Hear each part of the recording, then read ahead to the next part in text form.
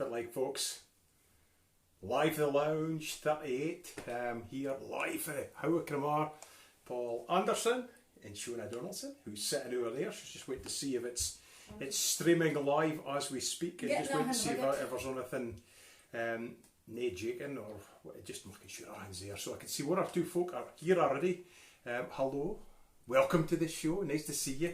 We're fairly into dark nights now, about 4 o'clock and it's pretty bloody miserable. 3:30 even, picking up the boys and you're definitely noticing it's dark. But on the upside, we're heading into December after this weekend and we're not that far from the shortest day of the year, which means we're heading back to the springtime. So. Oh, I thought you were going to say we're not too far for Christmas. I thought you were getting your... Well, Christmas is Christmas, it's very nice. But no, I look forward more to the longer days again. So, yeah. Anyway. Yeah. So, welcome everybody. We've got the usual. What's in the box? What's in the box? What's in the box? What's in the box? What's in the box? What's in the box? It's in the box. I'm back after my hiatus last week. So,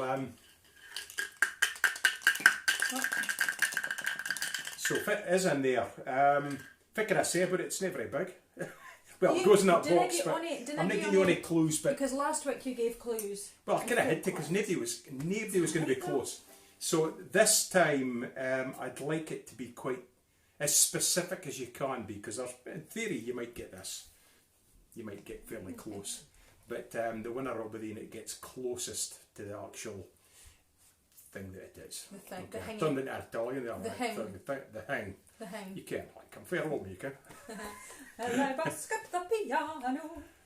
Singing Neapolitano. For I am Italiano, but second generation. Scotland what? See Mama and Pa, they lifted the leaf and I was at 12 for to sell Italian ice cream.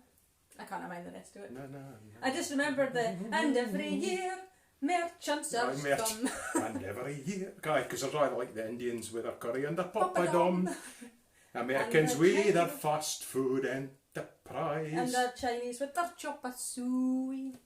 And every year merchants are come. If you've just joined us, we are quite sane tonight. Paul just went slightly Italian. It was accidental. But anyway, nice to see you folks. To be more of the normal, I say normal, more of the kind of usual nonsense. Can't believe we're at 38. 38, it's quite a like thing. Your mum said, we're nearing our Ruby wedding anniversary. No, Ruby anniversary, not wedding anniversary. 40, is it? Aye, 40. Aye. I'm minding. So, actually, our old favourite. It's back. Now, that's a delightful coloured beer. If you've got any ideas, I mean, normal is just the normal. Say hello. Hear a conversation in the background if you like. I'll try and answer anything later on once we get finished, or Shona will date as we go along. But alright, fits a beer. Fits a beer. What do you think the beer is? It looks like tar. It's really dark, isn't it? It's Scottish, and that's all I'm going to say. You can. Oh. When you go. Man. Go on. Come on. Really, is it that bad? No, it's not bad. I wouldn't drink it if it was bad. It smells like vinegar. It does not. It's delightful. Okay. No, I would say that's a robust, full-bodied ale. Not for the ladies by the looks of it. Absolutely hoofing. Fine stuff, look at that. Oh, man. That tastes like tar. Nom. Good stuff, that. Gods. Aye, anyway, it's formidable. So, anyway, right, I'm gonna go send your guesses in and tell us what you could say we're kind of not having a special night, but because it's our closest to St Andrews. Aye, well, that's coming. Yeah, I'm in, it's totally in hand, Shona. Sorry. So, we're going to play some tunes first anyway, just to get things going, and then we'll knuckle down and get everything else done as it comes along. But, as Shona said, very close to St Andrews night, which is on Tuesday, I think. 30th of November is St Andrews Day. You sure? Yeah, it's Monday. I just looked at the calendar. Is this the 28th? It's 27th. 27th. 28th, 29th, 30th. Aye, you're right. Aye, anyway, it's Monday, so it's Monday, and Scotland's patron saint, St Andrews Day, so we'll maybe mention that a wee bit later on. But I'm going to start with a set of jigs. We're going to call these Matt Milne's Hasty Retreat jigs, which was part of an album of jigs that I wrote. So, part of an album and it was a set of jigs that I wrote that were on that. The album was called The Land of the Standing Stones. Oh, Matt's watching. And is he? Oh, Matt. Well, if you want to ken fit this tune is about, I suggest you send your answers in a postcard to Matt, and he'll reply with carrier pigeon. The last tune is for Matt. The first thing is called Charlie Ritchie. He's a good pal. He's possibly watching up in the Doll's House in Tarland tonight. The second tune is called, what is it? The Piper's Canal. A canal is it's like a Scottish word for a knoll, like the grassy knoll in Dallas, Texas, for Kennedy apparently was possibly shot for. That's a rumour, but anyway, so the Piper's Canal, a pal of mine, Ian Shand, who was a great mountain man and a boy for the hills, used to bide across the road when I was at Easttown, and Ian was a piper, and I think he still plays the pipes, possibly still plays with the Ballar Pipe Band, but he used to bide across the road from me about quarter of a mile, and you could see him at Canal Head, and there was quite a few mornings while he was there. I'd get walking up on a Sunday morning with the sound of bagpipes, and I'd go, am I dreaming? And I'd walking up, and God almighty, that's a Pibroch, and I'd look out, and there's Ian marching back and forth at the side of the house over the head of the Canal Head, as it happens. And this was him trying to sort out his hangover for the night before through the magic of Pibroch. So there you go. So the Piper's Canal, then the old Invercall Brigade, which is up near Braemar. There's a road bridge, and if you look along, you can see one of these famous bridges in certainly in the north of Scotland, but the whole of Scotland actually. Very picturesque, famous bridge, the Old Brig. It was a part of a military road system. And then we'll finish with Matt Milne's Hasty Retreat, which relates to a night. I think Matt had been at the Belgian Grand Prix with some folk, and they went to a nightclub. And then things really got interesting. So there you go, Matt Milne's Hasty Retreat.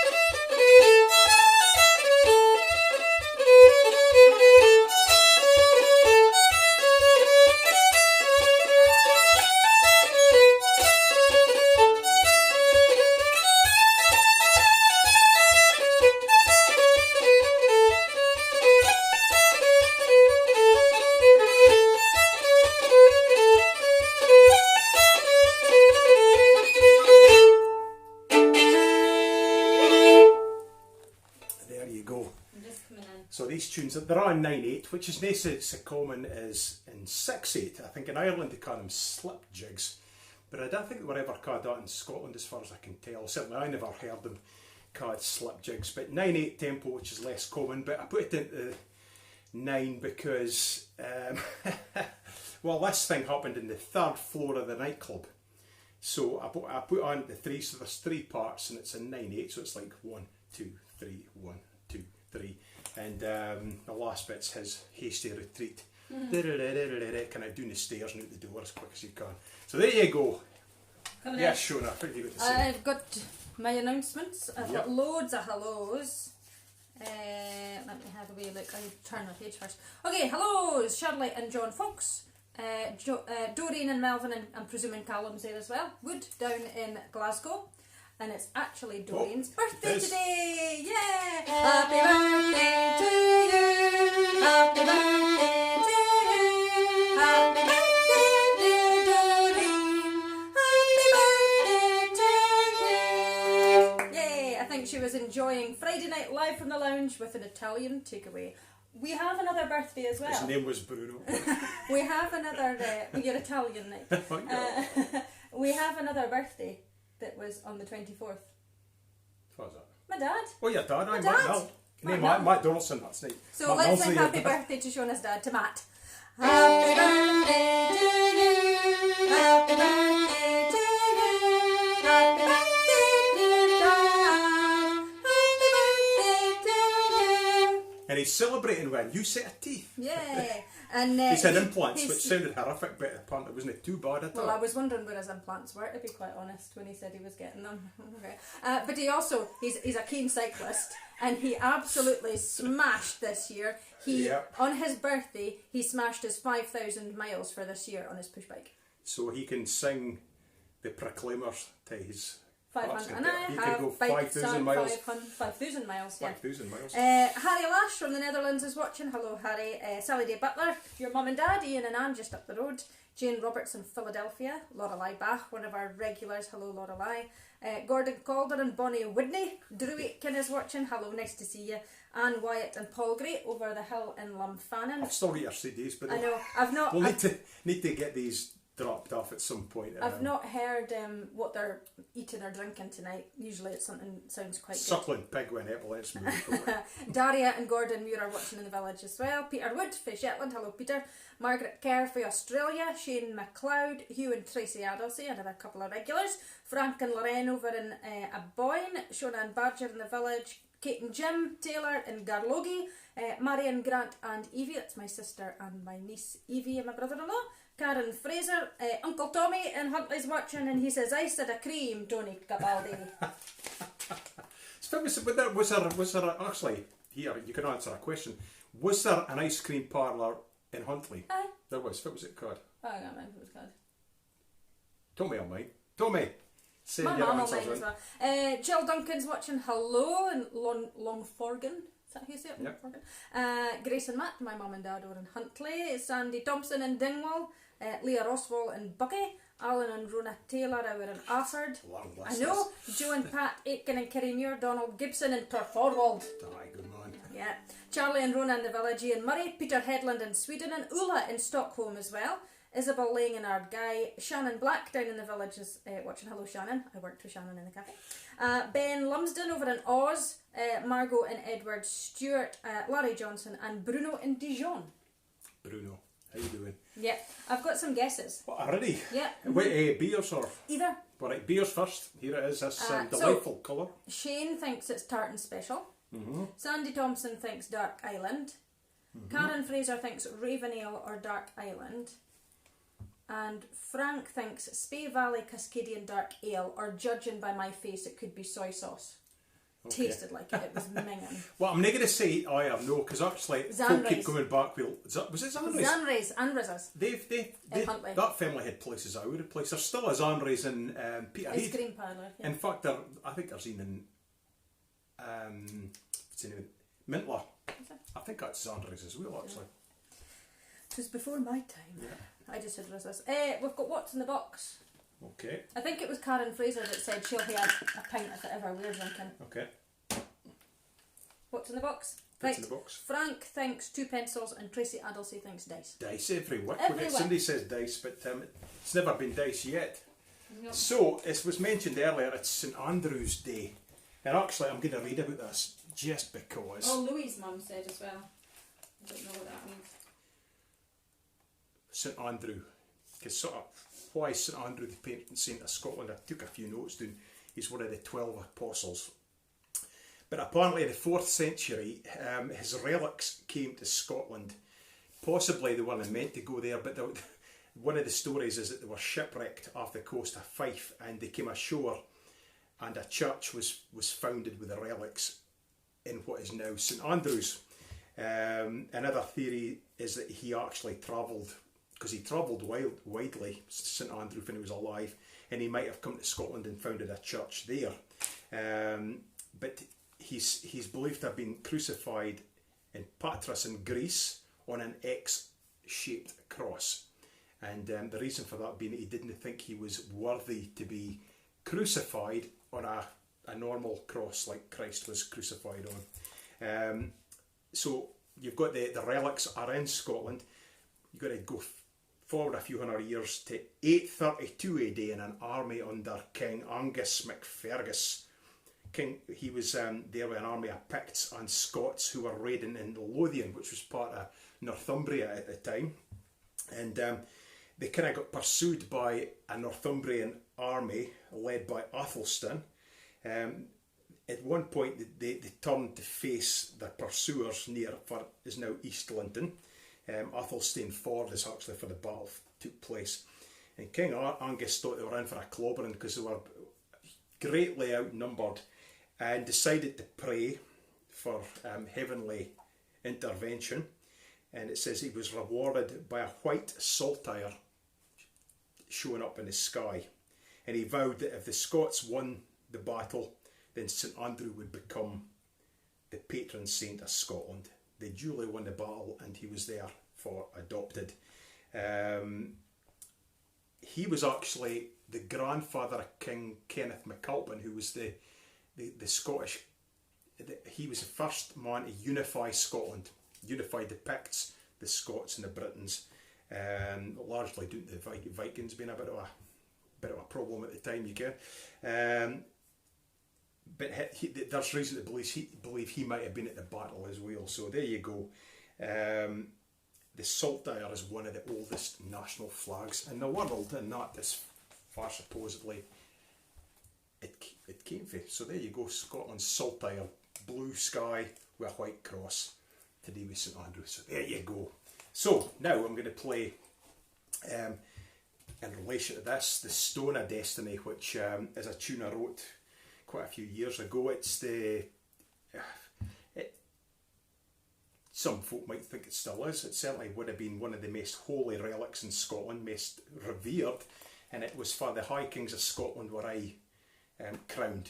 I'd written out a heap, but I think I've spoken far enough. If you want to hear more about it... No, tell them a bit, because I'm singing a song about it later on anyway. Yeah. Yeah, you may as well. Oh well, I'll tell you about it. No, because it saves me saying it. Okay, well I'll speak for Shona and for me, which isn't unusual, you might say. But anyway, the Stone of Destiny, supposedly, in its original form, if you believe the legends, it was Jacob's pillow. So when Jacob had the vision and the dream, or the angels ascending and descending up to heaven on this ladder, that was for he was resting his head.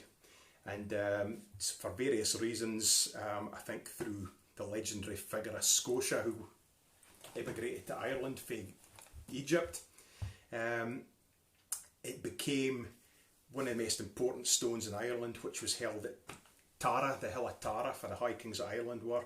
It was eventually carried to Dalriada, the kingdom of the Scots in the west of Scotland, and it's now Argyll, by Fergus MacEirk, who was the first king of that kingdom of Scots, who were invaders really at that time, supposedly.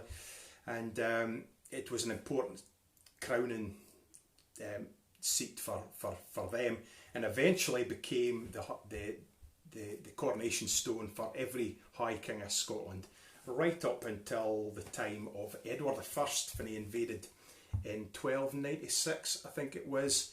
And part of his booty was he supposedly took away a great heap of important things like the Holy Rood, which contained a bit of the true cross that Jesus was crucified on.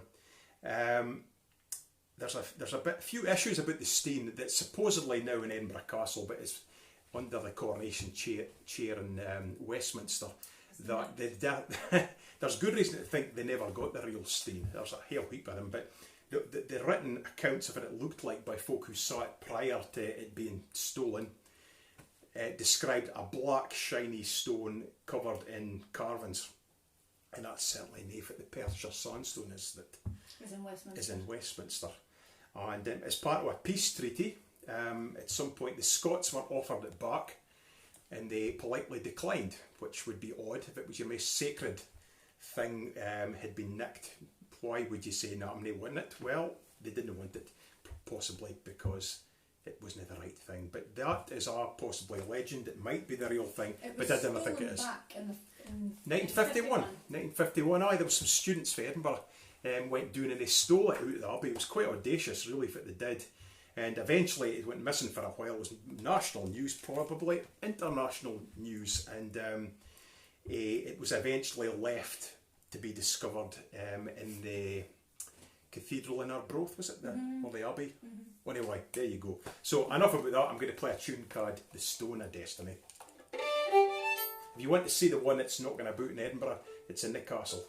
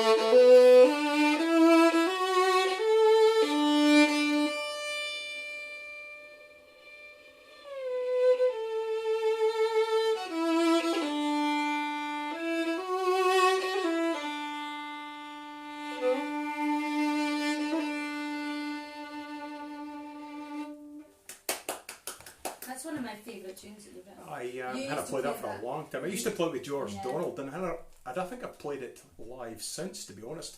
And George has been dead for quite a long time. But anyway, they had a Stone of Destiny. But the one that's the Stone of Destiny now has been under the coronation chair in Westminster since Edward I's time, and every subsequent English king or queen, or also British king or queen, has been crowned on that stone, including the current Queen Elizabeth the First and Second. Anne Wyatt. Anne Wyatt. Anne Wyatt said she has a wee skeleton in the family history about the stones, but she doesn't know the full details. But then my uncle was also jailed in the 60s for plotting to blow up St Andrew's House. Complex story, and he was given a royal pardon a year later and paraded through the streets of Edinburgh a national hero a year later. So the story goes, well, I want to know more. We're going to have to dig into that. You've just went with hustle. We would like to hear a wee bit more about Absolutely. that, Anne. Gosh. Jeez, oh. St Andrew's House, that's for the Scottish officers, I think, isn't it? But again, I think it is. Anyway. I've got a few more hellos. Morag and Robin Dempsey and Peebles, they're watching tonight. Hello, folks. Wendy Smiley in East Lothian. Brian Forrest in the Borders. Katinka Baxton, one of our regulars. Ted Kramar down in Morpeth, who's watching. Hello, Ted. Sue Taylor in Orkney. And in Sweden, Malcolm and Mary Duff in Paisley and Lynn Newman. Good stuff. Yeah, we've got a few more Brian probably kens exactly what Athelstane Ford is. I've never been. It's one of these things that I've never been close enough to just kind of pop across for a look. Certainly, I've never minded about it. But I mean, I've been to a lot of battlefields just because it's just, if I'm close enough, I'll make a point.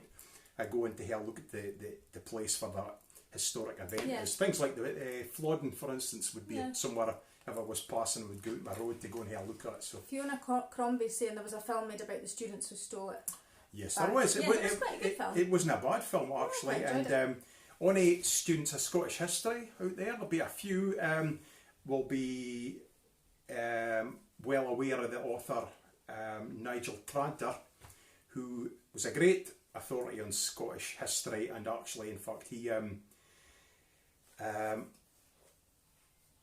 wrote hundreds of books about various bits of Scottish history. Great writing. It's one of the things that taught me a lot of aspects of Scottish history I didn't ken. But he actually had a coronation chair made because he had a bit of the stain it was stolen. He had a bit taken off of it because he was kind of involved, and he had it put under the wee chair, and he kept it as an ornament with his own bit of the coronation chair that was stolen back up. He's dead now, so he'll be alright. They're not going to arrest him now. I've got some more guesses for the Watch the Drink. Okay. So Jamie Bowers thinks Sky Black, Alan Taylor thinks Macbeth, Karen Fraser Windswept Wolf, Edward Stewart thinks Cairngorm Stag, because it was originally Tom and Toole Stag. That's right. Gordon Calder thinks Belhaven 80 Shilling, and Shona Pearson thinks McEwen's Export. Okay, right. I've got some What's in the Box guesses. Aye, so here we go with the wee What's in the box? What's in the box? What's in the box? Hold on. Oh, you can play it. I've got to play my tune. What's in the box? What's in the box? What's in the box? What's in the box? What's in the box? What's in the box? What's in the box? Right. What's in the box? Alan Taylor says dice because it's bound to be one of these weeks. Sandy Thompson thinks a saltire lapel badge. Okay. Katinka Baxton thinks a rock, and Isabel Lang thinks a kilt pin. Okay. Oh, Doreen is saying one of the students came from Broadford and Skye. One of the students who stole the Destiny. Oh, everybody's got like a little bit of information about it. It's so exciting. See, there's also a rumour that actually that the one they stole kept, and they had a faking made, which was then it was taken back down to London. But who knows? I mean, there are good and well thought out theories that Edward never got it because they'd hidden it before he arrived. Yeah. I mean, it wouldn't be as if, oh God Almighty, there's an English army here. Where did they come from? They would have known they were coming.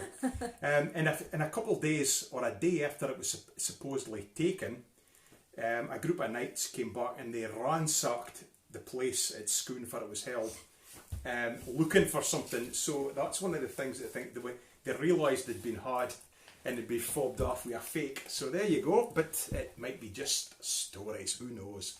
So I'm going to play one more set. These are our tunes I wrote this week, actually. 4 tunes I'm going to play. I'm going to rattle through them quickly. The first thing is a jig that had a change of heart about the title, but I ended up calling it The Patriots Dance. The second thing is called The Blue Cairn, which I've been a couple of times. In fact, I've been to 2 of them in the last 3 weeks. There's a Blue Cairn up at Balnagowan, aside Craigdhu.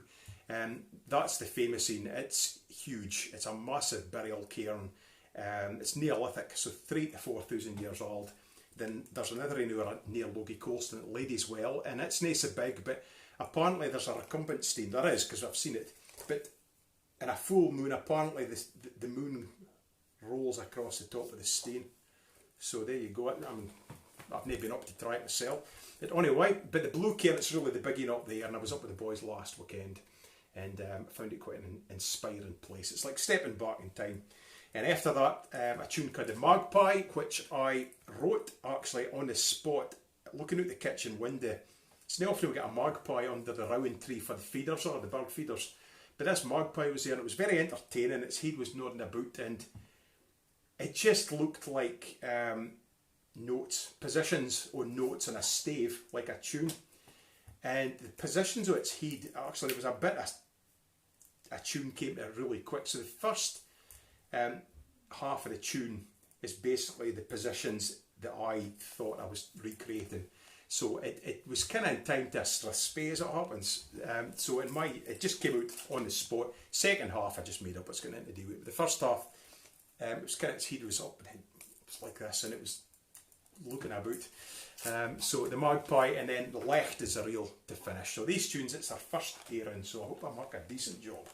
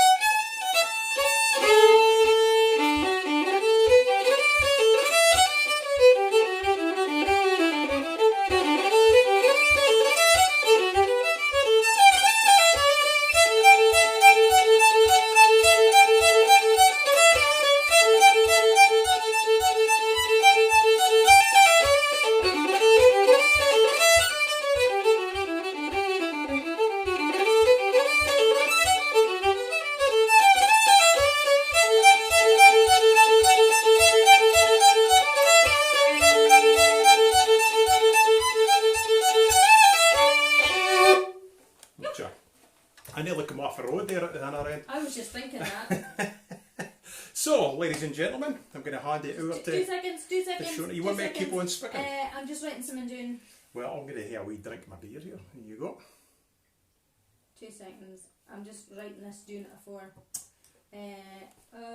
Somebody else just said, oh, Tracy Addlesey said that as well. I was going to do a poem, Okay, but I thought right. I'd spoken enough. So that's right, Shona, here you go. I'm Ladies and here, I'm gentlemen, here, I'm Shona Donaldson. I've got a few more guesses and a few hellos. Sorry, I'm just going to pull this for it a wee bit. A few hellos. Marie McPherson is watching. Hello, Marie. Lynn Finch is watching, and the Lumsdens are all watching today. We've got Danielle and Ben and the kids in Melbourne. Bridie, Harriet, Rory and Clancy. They're all watching. Well, Ben's speaking to getting a fiddle lesson next week.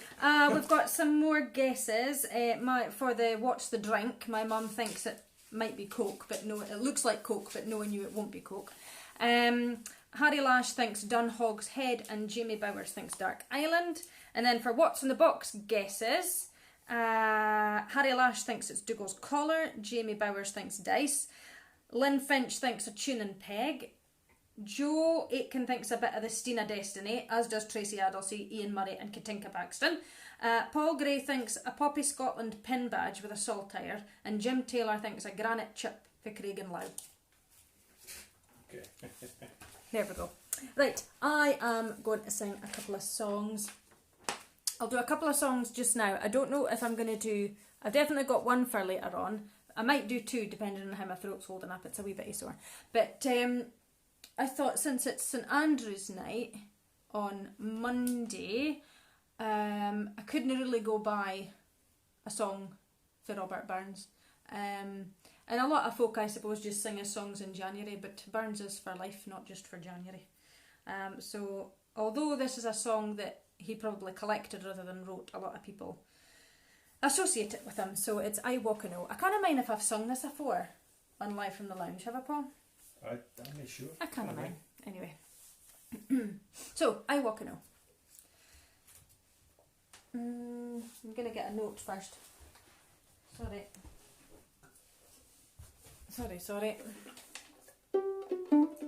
Okay.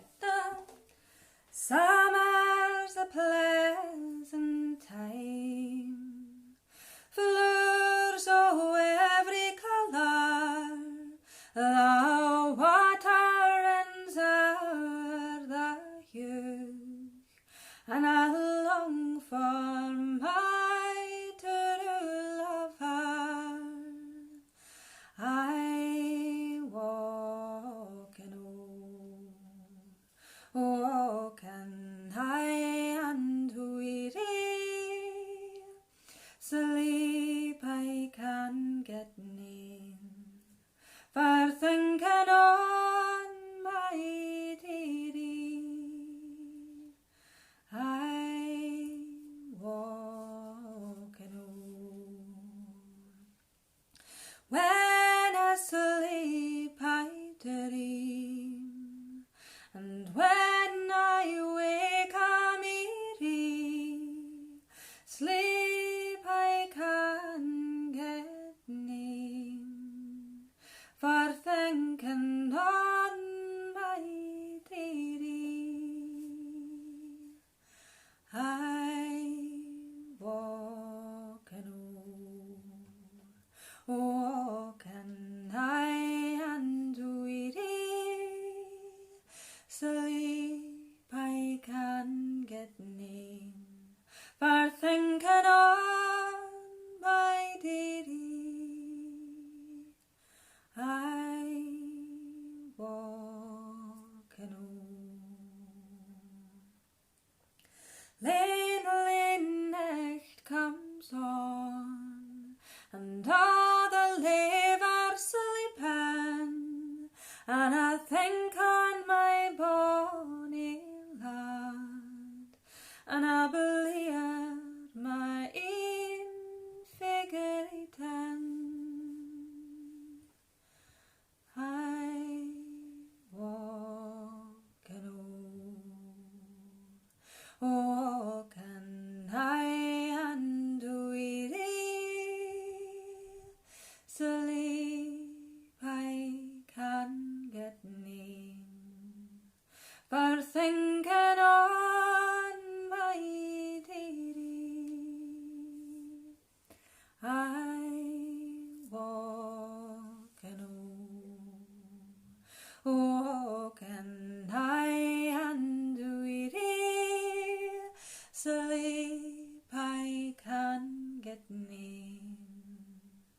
for thinking on my dearie.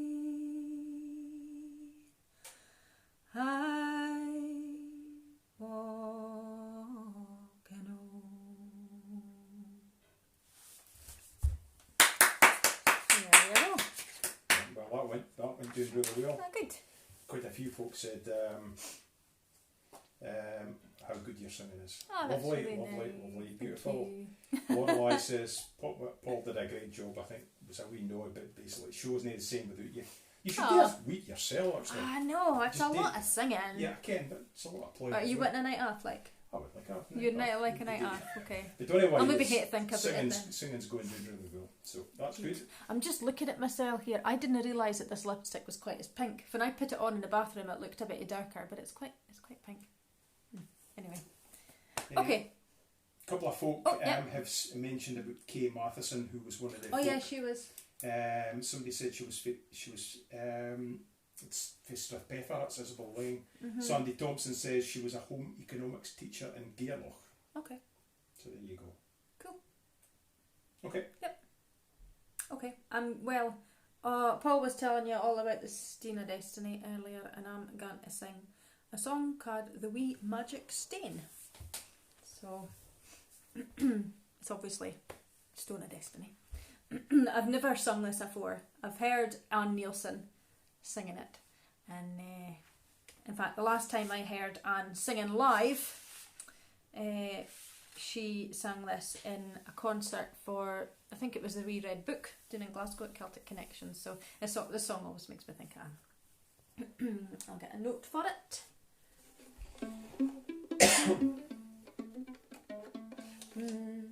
Oh, the Dean o' Westminster was a powerful man.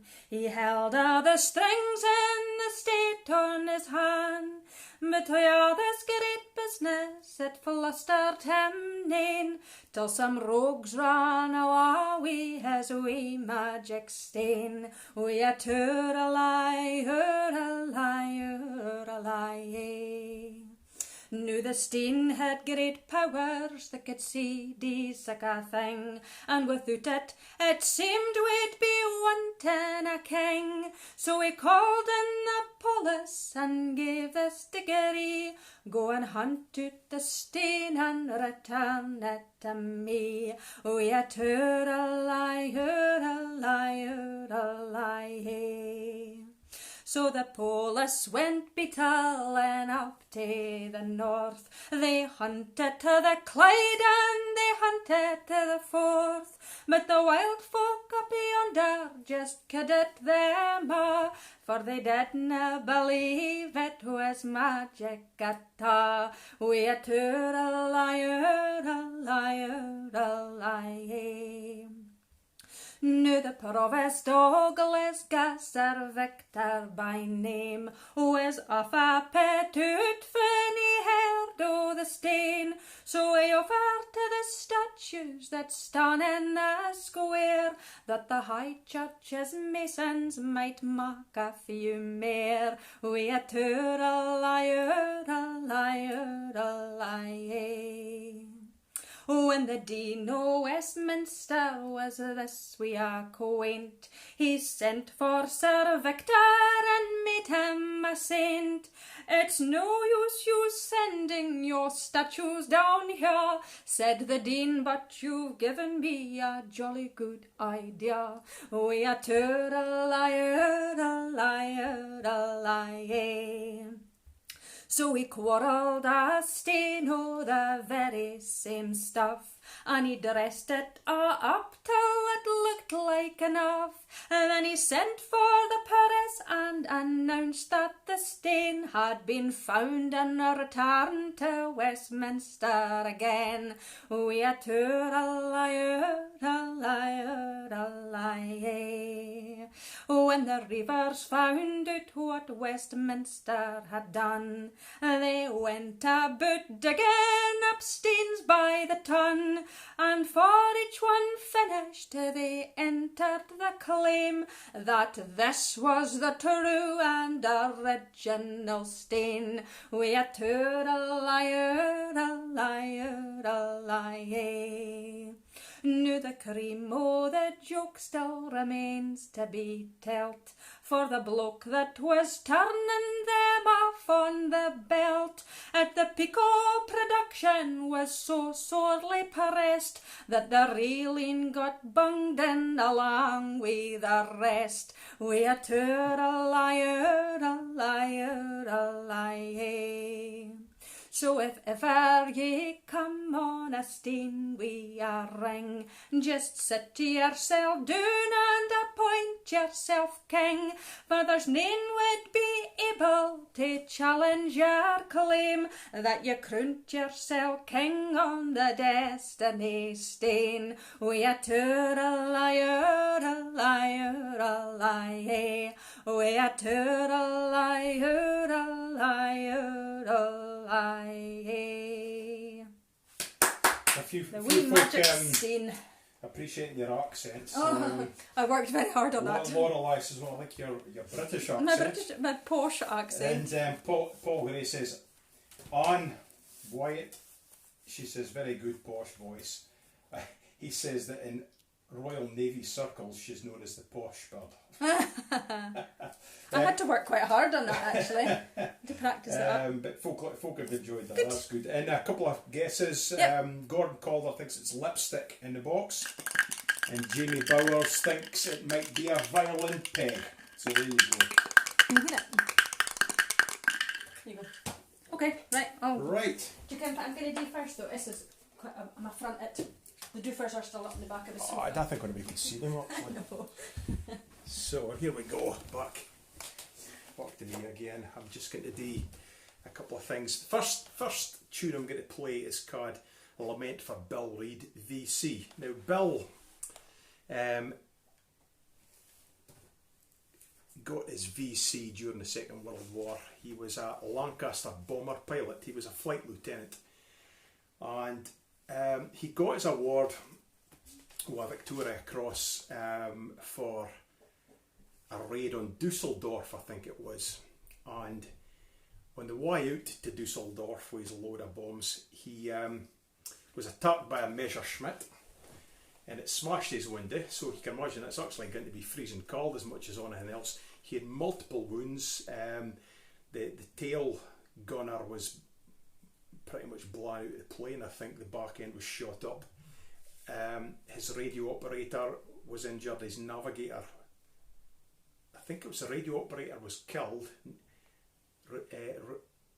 The navigator was wounded, mortally wounded actually, died later. And they went on, kept going on to the target, and they were attacked again by a Fokker Wolf. And he was wounded again, and he kept on to the target. He dropped his bombs on target and returned, and he got his VC. He later said that it should have been the navigator or the radio operator. I can't remember which is which, but they kept him walking because he was passing out with loss of blood for all these multiple wounds.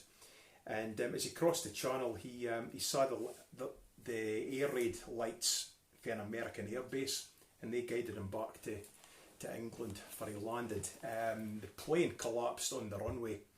The landing gear just collapsed, and they sort of crash landed. But once he recovered, he went back. He joined 617 Squadron. Anybody tell me which that they were famous for? The Dam Busters. This famous air raid of the Second World War. If you're British, yeah. If you're American, you'd probably say it was a Doolittle raid on Tokyo after Pearl Harbor, but I would go with the Dam Busters. But he joined that squadron, and he was on a raid with 617 to blow up some. It was a V bomb site that he was going to take out. And as he was flying towards the target and over the target, there was a bomb for a plane above him coming right through his plane, destroyed all the steering gear and stuff, and they crashed because one of their guys dropped a bomb in the head of him. So they crash landed, and he was held in a German prisoner of war camp. So the reason I didn't ken Bill, but my folks kent Bill quite well because he came up to Doonside for he was doing like firm management. He got into that after he come out of the military, and my folks had a lot of time for him, so he was a lovely chap, and kept in touch with Bill. Finn, he died in 2001. Obviously, he had his medal, his VC, top of anything else. His family sold the medal in 2009, I think it was, and at that point it was the most expensive British medal that had ever come up for sale for a British serviceman, and it was about £380,000 it went for. Something like that. If you've ever watched the series The World at War, Bill was one of the men that was interviewed about that. It's a brilliant series. I mean, if you're watching things like the Yesterday channel or things like that, it turns up. It's almost in permanent rotation. The World at War. Sir Laurence Olivier narrating it, but Bill's in. He features in that. Bill's wife didn't know that. My dad said that Bill didn't ken. Sorry, Bill's wife, when they got married, Violet didn't ken about all this stuff that had happened. He never spoke about it, so she didn't realise until after they were married. So there you go. Here, in fact, there was a story about my dad was saying about when they got married, he'd come home and she'd made a cake, and he'd made a comment about, oh, it's a lovely looking cake, a nice little bird's nest in the top because the cake had sunk. Apparently, she never spoke to him for about a week after that. So there you go.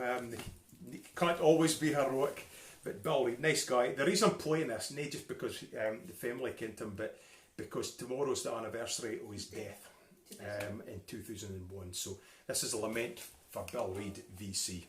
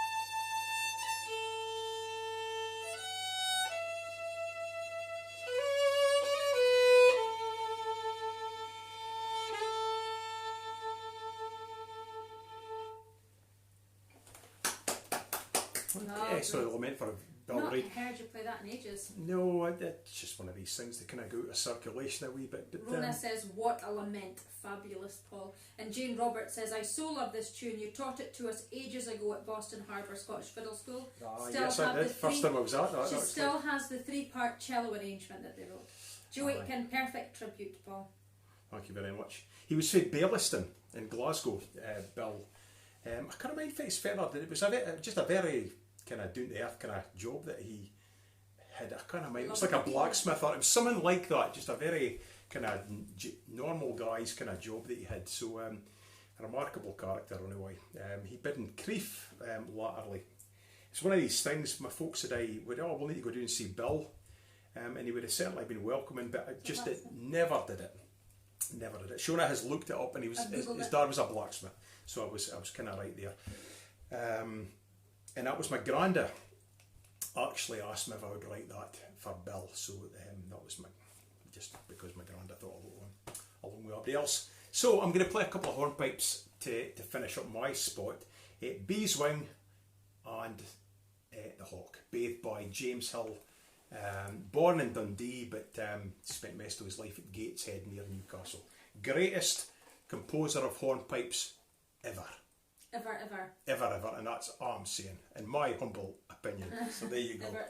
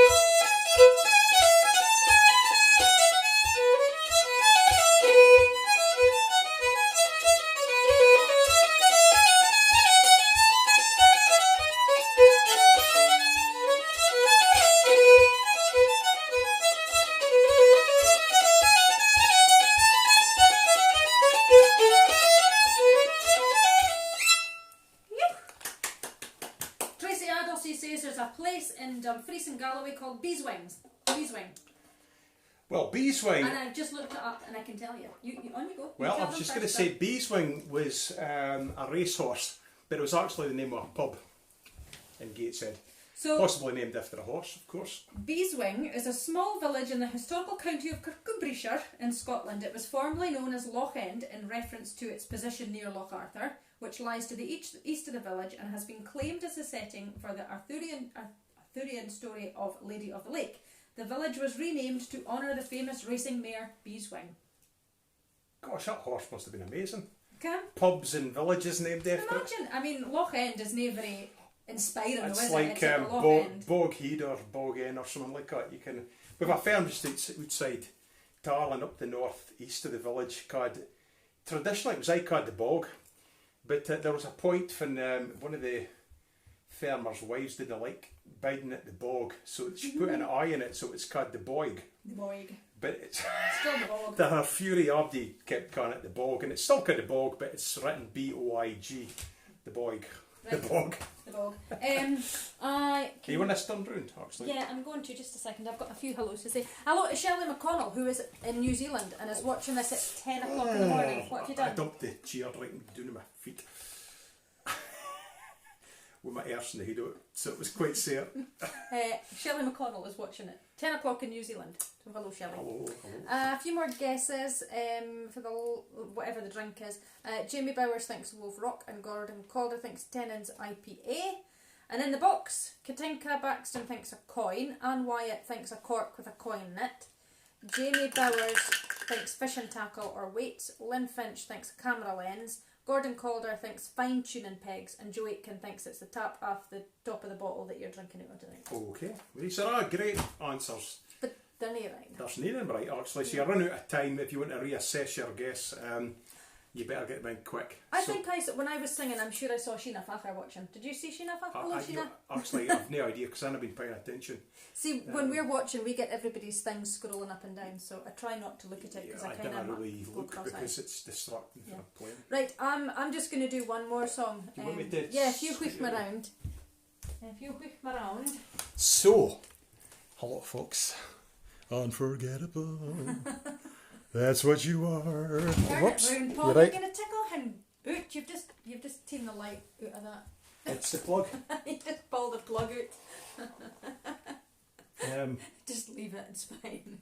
Oh, that's too bright. That's too bright. That's too bright. I can't see. Hold on. Give me up. I'm trying. Slight technical hitch here, folks. It's big feet. Oh, you've just wheeked that round there and that. Right, let me sort this out and I'll tick that down. There we go. Right, do not touch on anything else. Go and sit down. Right, okay, we're sorted. This last song that I'm going to sing, I was racking my brains on what I would sing this week, and there were quite a few songs that I could have done. But I just thought it was Thanksgiving on Thursday, and I thought I would sing a wee American song for all our American friends. I know we've got quite a lot of them that watch on a Friday night, and I'm sure it'll have been quite a different Thanksgiving for you this year. We were all thinking about you yesterday. This time last year, Paul and myself and the boys, we actually had our very well. I don't know, Paul. Have you been in America for Thanksgiving? Nope. No, we all had our very first Thanksgiving in America. We were up in the Blue Ridge Mountains with our friends Anne and Roy Dye at Sannersville, and they had all their family, and they just included us in their extended family, and we had our very first Thanksgiving, and it was lovely. Roddy ate oysters and loved them, and hasn't stopped talking about them since. And we just had a whale of a time. It was great. So, oh, Roddy, we're not finished yet. Aye. Okay, right, and off he goes again. Goodness me. Okay, so I thought I would sing a wee American song for you. I'm sure you'll know this. This was written by Reid Stewart and Pee Wee King, and there's a wee tune on the end which Paul wrote, and it's a tune for his mum, Ann Anderson's Waltz. So, let's give this a bash.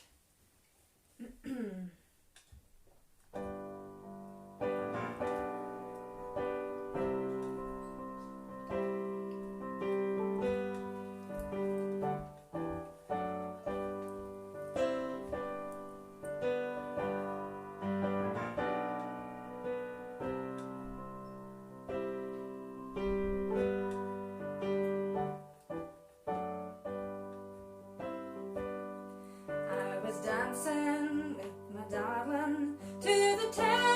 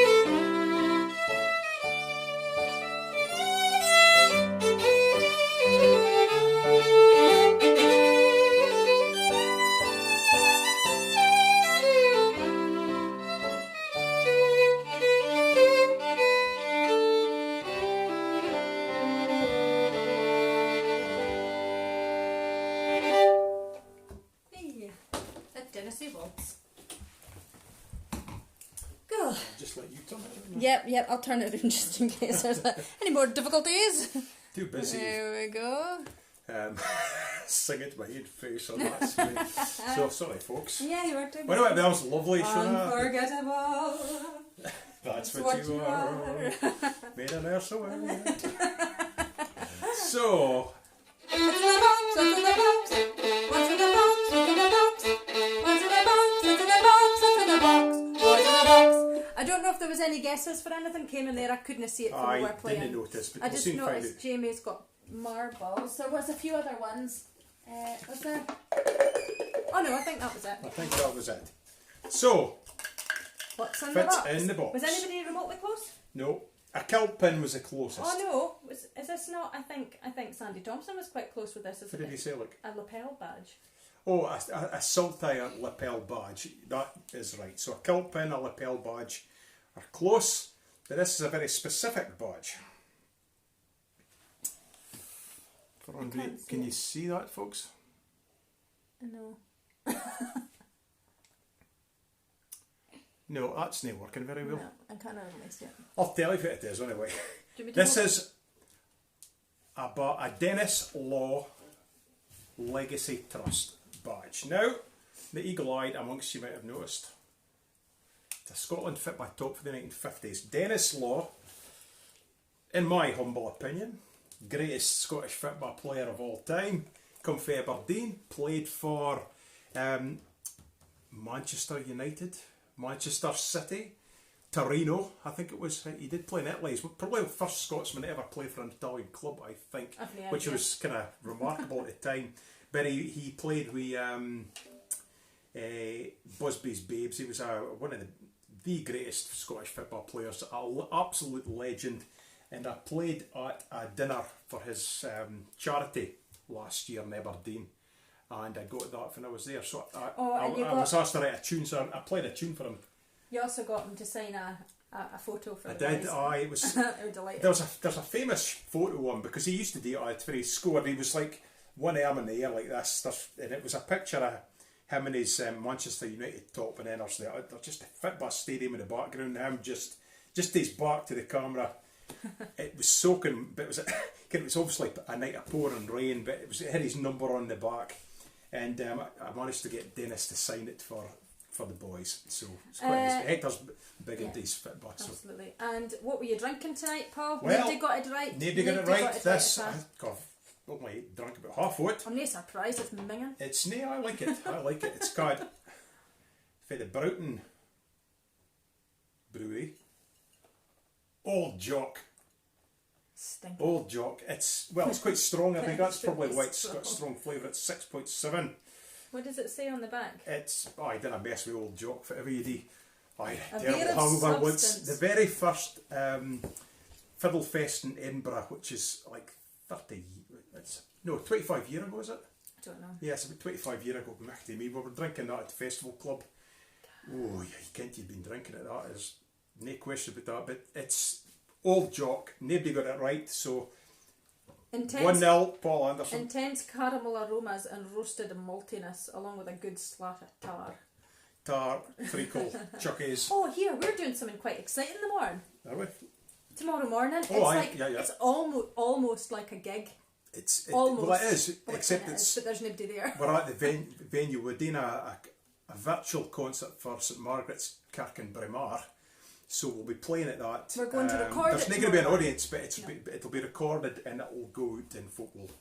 I reckon fun it's going to, but I suppose folk buy tickets or something. It raises money for St Margaret's. But we're going to record that tomorrow morning, and then it'll go out on the internet, probably on Facebook and YouTube and whatnot at some point. So keep an eye out for St Margaret's stuff. They're putting on some really good concerts. There's a few folk are recording stuff, and they're recording stuff for a Christmas concert and also a Burns concert as well at the same time. Quite exciting. We've not done nothing. So. No, I've played outside at a few funerals. 3 funerals I've played outside at this year, and very low key because you're only allowed 20 folk at them. And I did a wee thing for the Queen, a wee private service with the minister in the hall at Balmoral, which there was like the Queen and 2 or 3 servants. It was the weirdest things, but that's a that we've played up. Well, I haven't only done humans. nothing. I haven't So- I've done absolutely nothing. It'll be a bit like doing this actually, bigger room, but basically playing to a camera. So there you go. Anyway, We've had folks. 38 rehearsals already, I suppose. So. 38 Yeah. rehearsals. So, as usual, if you've enjoyed it and you fancy bunging something at the tip jar, it would be really much appreciated. It's www.paypal.me/Paul Anderson Shona Don, and we do genuinely appreciate folk that put something at the tip jar. So. I speak a lot of nonsense, but seriously, we do enjoy doing this and appreciate folk that mark the effort, because you could be doing anything else. There's hundreds of things online. You could be watching anything else. So if you're tuning in, thank you very much. Yeah, we do. We like seeing you all on a Friday night. It's just like, well, I'm saying it's just like, it's not quite the same as I'll be in the Gather doing in the pub, but it's the best we can do just now. So we enjoy it. So anyway, thanks very much. We're going to finish with a reel, just a wee diddle through Mrs. MacLeod of Rassie, which is a great old tune, well kent, and we'll see you next week. For number 39. 39.